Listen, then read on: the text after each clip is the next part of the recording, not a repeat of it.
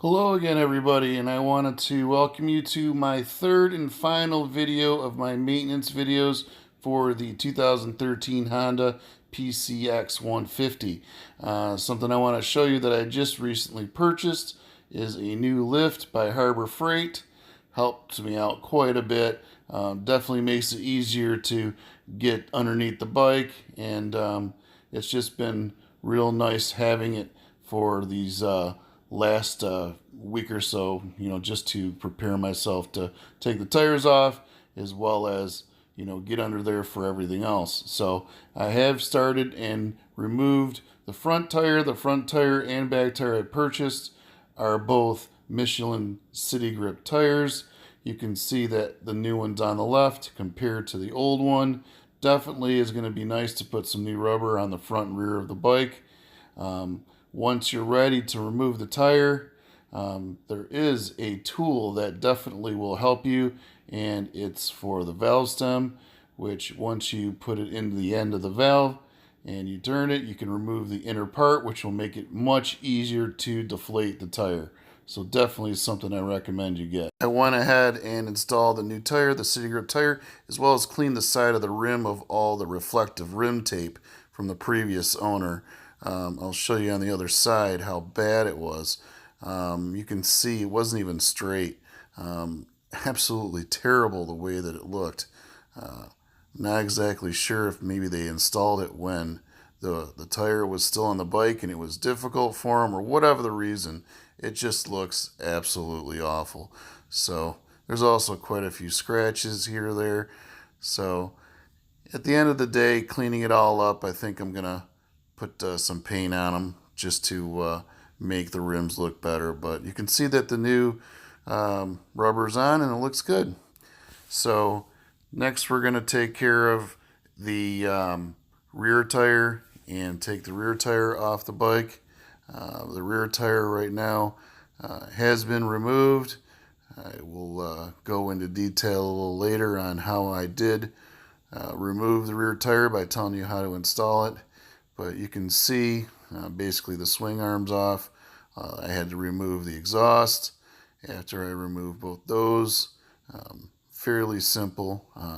Basically minimal tools needed in order to get them off. Impact wrench, of course, in order to get the center nut off, the 24 millimeter center nut off. But something that you'll notice too is the exhaust, when I went to remove it, I noticed it didn't look like as nice as it needed to be. There was a couple small spots of rust on the end, and what I ended up doing once I removed it is I gave it a lot of thought about how I should tackle it, and I figured the best thing to do would be to put a nice coat of paint on it. I've got some heat resistant paint that I'll go ahead and use. So that exhaust, just put a nice coat on it. It'll definitely make it look like brand new again. You can also see that I've removed the rear tire and put it over there. So once I did remove the rear tire, you can see I went through the same exact thing. The rim tape just horrendously installed. Again, I don't give much excuse when it comes to this. I mean, it just looks terrible. I'd actually think that I'd rather somebody ran into me than have this stay on the bike and look as terrible as it does. I just don't see any reason why somebody would install it and leave it on and have it look as terrible as it does. So I'm going to go ahead and remove it. It'll look a million times better when I'm done. And I've got some red reflective tape that I'm going to use instead. This tire as well, I don't believe it should have even been on the bike, because it's from, you can see even on the sidewall here, that it was from 2/12, which basically means it was manufactured in the second week of 2012. Well, it's not the original tire, so why is an older tire on the bike? I don't know. There still is a little bit of tread left, but I definitely don't think it's worth keeping on the bike. 7 years old, along with it being not original, I figured it's time to move on. Let's let's put some new tires on there. And of course, since the front one was replaced, I'm definitely going to replace the rear one as well. So after I clean this all up, I've got the same thing to remove the innard of the valve stem, and that just makes it a lot easier to get the air out. So this is basically showing you what you need to do in order to break the bead of the tire. You know, this is the easiest way I've found to do it. Basically taking a couple bricks with a board and using some leverage, breaking the bead. You also can use some C-clamps, but I found it to be a little bit more difficult using C-clamps. Where this particular way, just by putting the two bricks and then using the board as a lever, putting some pressure down on it, just like this. Make sure you're doing it on the side of the car that you're not going to cause any damage. But once you put some pressure down, very little pressure, I mean the lever does all the work, you'll hear the bead break. And that's definitely, I found, to be the easiest way. Getting back to the exhaust, just to show you, I did clean it up, and the exhaust just didn't look good after I cleaned it. So what I went ahead and did was I bought some more paint for it, and this particular paint is heat resistant paint. I had mentioned earlier, up to 2,000 degrees, you know, spray that. It's a flat black, and basically after putting a couple of coats of that on it, it looks like brand new now. So you can see that it definitely made a huge difference, you know, just by installing, you know, a little bit of paint, just by spraying a little bit of paint on it. So at the end of it, there were a few little rust spots that I saw, like I mentioned. But as far as back to the rim is concerned, this is I decided to use some 2 times Rust-Oleum paint. It's got a primer as well as paint built in. And I figured, why not, give it a nice new coat of paint and make it look nice. So that little bit of sheen on there is definitely a little different. But putting this new paint on, definitely, and using the old trick that many of us have used by using playing cards. You basically put playing cards and push them in, deflate the tire a bit, and then push the playing cards in, and then put some tape around the edges. It makes for a far nicer paint job on your rim, and then you're not getting paint all over your tires. So I would definitely recommend this. It takes a little bit of time to put all the cards around the edges, but at the end of the day, it makes for so much nicer of a paint job.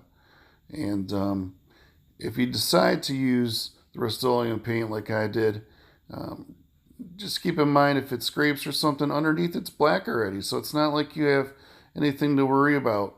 And you can see how nice it looks now. And once I install the red reflective rim tape that I purchased, it's going to make the rims look much nicer.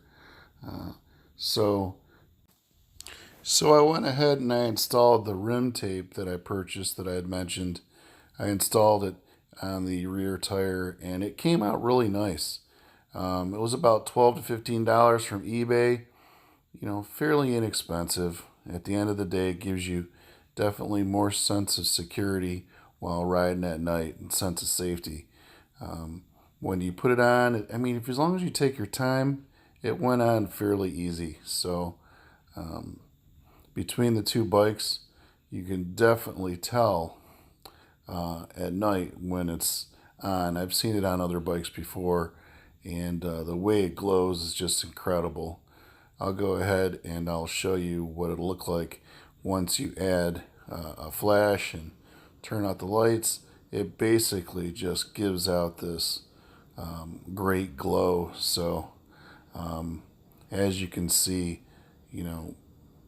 so much brighter, so much, especially it's a black rim, so you can definitely tell the difference when you have it on there.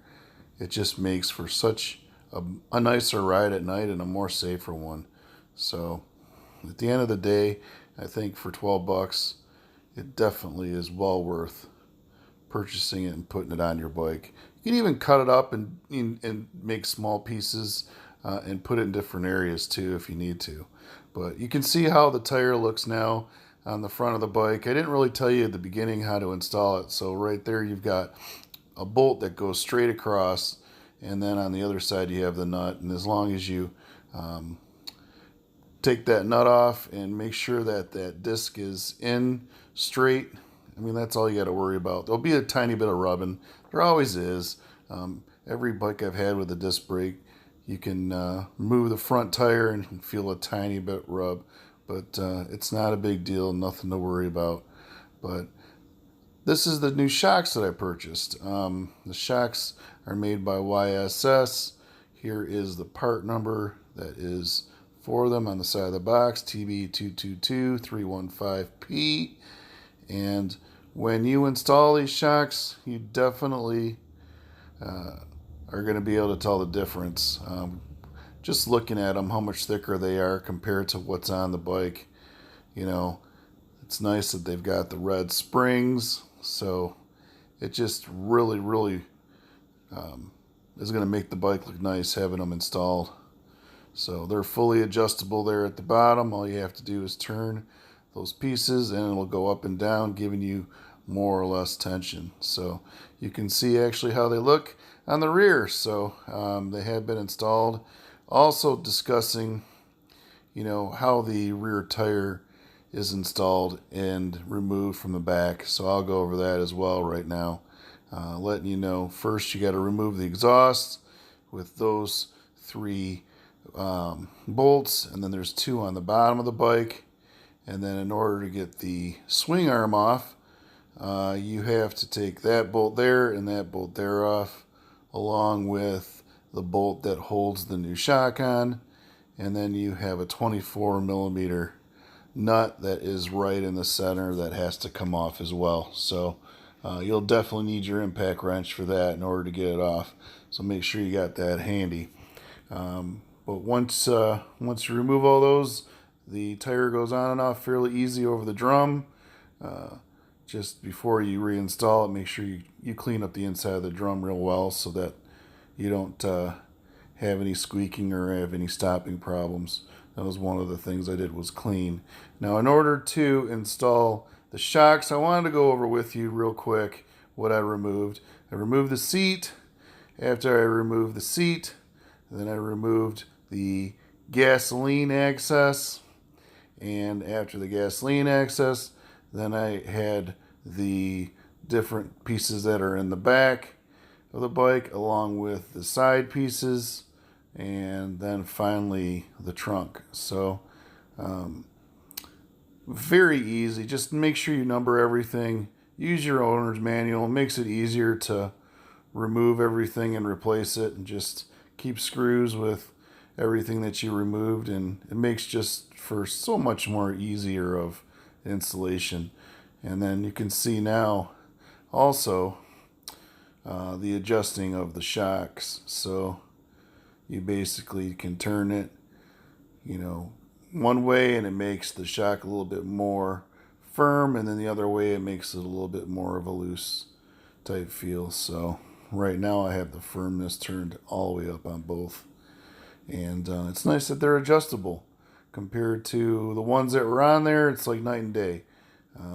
They just look so much better than the old ones, the old silver ones that were on the bike.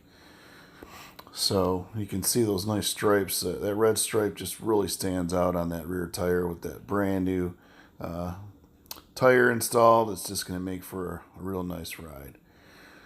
So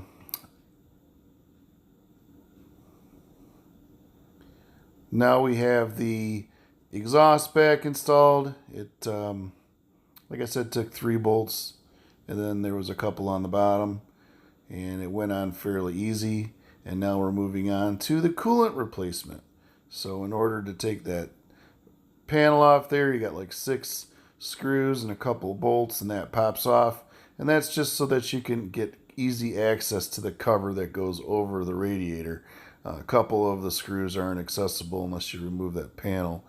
When you go to fill it up, it just is so much easier now that I have all the panels off. And another kick here at the previous owner, nothing in the reservoir container. The reservoir is completely empty, which, you know, doesn't surprise me on other things I found on the bike. So, you know, once you remove that top cap and fill it up, then you just make sure that you put some in that reservoir. There's a minimum and a maximum line that you can go ahead and install. So the easy way to remove it, though, is to remove this bottom screw. And once you remove that screw, all of your old coolant comes out, which I already did. You can see it all right there. And then once you put it in, you are going to fill it to the top, and you are going to allow the bike to idle. And definitely one of the things you want to do is let it go the full 3 minutes, because if you don't, then you are not giving it adequate time to bleed. You'll see a bunch of little, I don't know, bubbles that are going to come on the top. Give it a gas a couple times, and then those bubbles will eventually go away.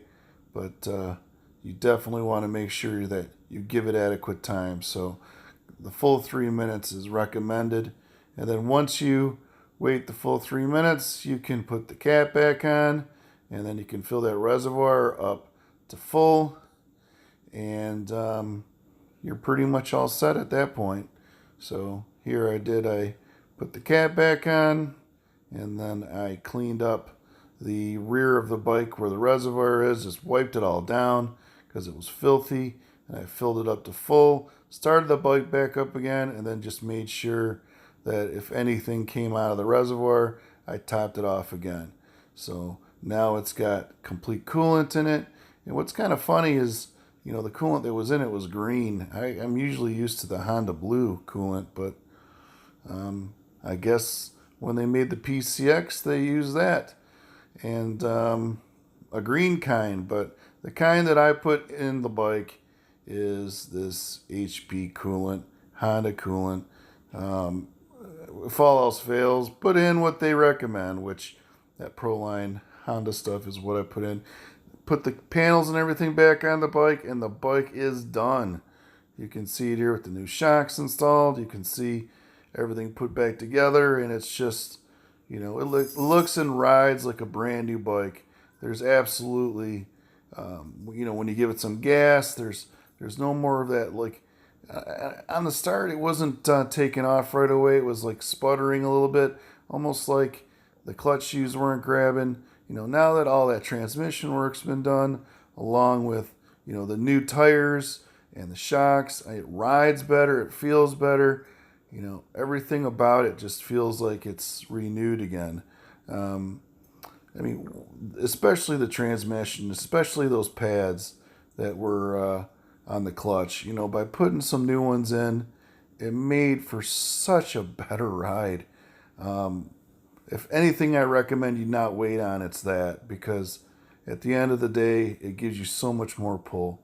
But going through everything I went through on all 3 of these videos, it's just a great idea to make sure that you take care of everything on the bike, because no one's going to care more about the bike than you. And at the end of the day, it's your responsibility for your own safety. So that's about all I got now for the video. Thank you very much. And if you like what you see, please subscribe. And any comments below, I would love to hear them, whether they're good or bad. I welcome them. So I appreciate you taking the time to watch this video. And I'll see you next time. Have a good day.